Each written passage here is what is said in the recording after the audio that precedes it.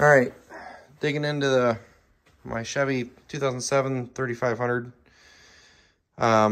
Noticed I had a leak coming out of the transfer case and figured, well, it'd be a good time to pull it out and fix it. So it had a pretty good puddle under it, and I use the truck pretty heavily, so I really don't want a chance running the transfer case out of fluid. And this is being a GM truck, basically 99 to like 2013. Pretty common issue with these is these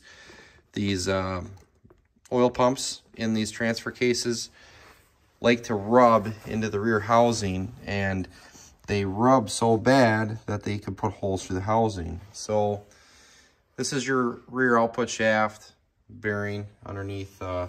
This right here is the reluctor wheel for your speedometer, for the speed sensor, and then this is the actual pump. So this pump and the tube there is the oil pickup for the suction side. And if you look, this pump really just rides on that shaft. So the gears of the pump are driven by the output shaft of the transfer case. And the only thing that holds the pump in place, so you have these ears that go around the pump, and those fit into the back half of the transfer case housing. So the problem with those things is it can move, wiggle a little bit. There's supposed to be this anti-rattle clip here, so that's what this thing is. And that's supposed to basically kind of take up any slop, hold that pump in place. Well, the problem is over time, those things rattle and vibrate and they break. And with this one, luckily I caught it just in time before something catastrophic happened. But the clip is worn clear through. So if you look at the end there, get my camera to focus, you can see it's worn through, and there's a pretty good notch into the housing. And then also up here, there's some more wear, that's actually just from the oil pickup tube. And then right there too, there's some wear in the housing.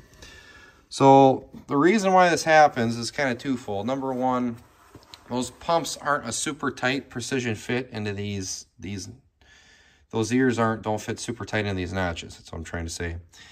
The other problem is this pump, this housing on this pump is aluminum. And these transfer case housings, the factory ones, are magnesium. So the aluminum is a lot harder than the magnesium, and it'll just tear right through that magnesium. That's what happens. And this truck's got just about 150,000 miles. So, and it doesn't matter if the truck's in two-wheel drive or four-wheel drive. That pump is always operating. So it's always got some torque, some vibration on it if you're driving the truck. So the worst case scenario is if that were to rub all the way through, what would happen would be you would lose all the oil probably in the transfer case, and you probably burn out your bearings and toast the whole transfer case. So what we're going to do on this is put the pump upgrade kit in it. And I'm thinking, I really didn't want to pay the money for it, but I'm thinking with how deep that rub is in the multiple spots, I'll probably just break down and get the rear transfer case housing. They make aftermarket aluminum ones. So that's what we're going to do. I probably have $500-600 into this all said and done, but still about half the price of a new transfer case, so that's good. And I think we caught it, before we lost any oil. Looks pretty clean.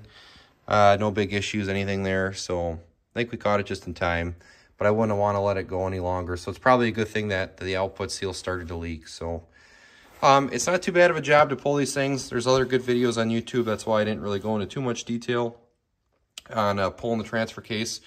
It's kind of a pain, but with one or two people, it's not terrible. I would suggest not wrestling it out by yourself like I did, and don't do it when it's like 10 below Fahrenheit.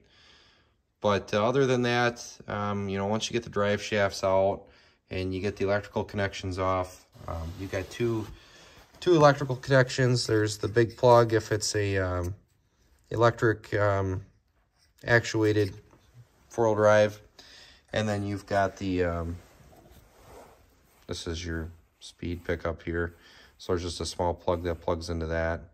And then there is a, I think it's like a vent hose or something that, not sure, runs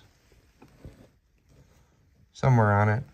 So once you get that off, then there's six nuts that you got to take off, and that separates it from the transmission. So this is the Duramax with the Allison. I'm thinking it's pretty similar for other, if you have the 6 liter and the, I know the 8 ones had the Allisons as well, so it'd be a pretty similar process. But so I'm gonna go through Merchant Auto. I used to get parts from them in the past, and they seem to be pretty reputable. They also kind of were, seems like at least they were kind of one of the first ones that really addressed this issue. So they make, they've got the housings, and they've also got the pump upgrade kits that basically you replace this part of the pump, and they machine these to a lot tighter tolerance to take up the slack, so you don't even go back with this anti-rattle clip. You actually have to remove that. But in this case, we're going to replace this housing, I think, just because it's so close and I really don't want to chance it. Which, I mean, we should be fixing the issue, but the fact that it's that worn through, just go ahead and do the housing. But I would suggest if you get the pump kit for Merchant, make sure you get the housing for Merchant.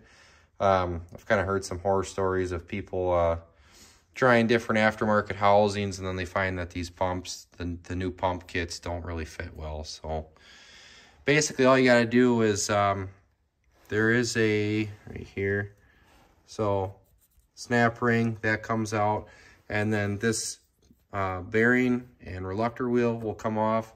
Basically, you just wiggle that. You shouldn't need a puller or anything.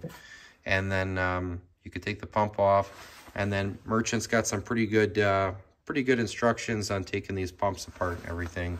And their kits are really good. Most of their kits, depending on, they kind of got different levels of how in depth you want to go, like as far as seals, things like that. But basically, their kits at a minimum will come with the thread locker, the new pump housing, and then new RTV as well to reseal this thing up when you're done. So. But we'll have to do a seal kit in this one since the output shaft seal was leaking, but I think the bearings and everything else are good. I mean, it looks pretty clean. So, you know, no issues there.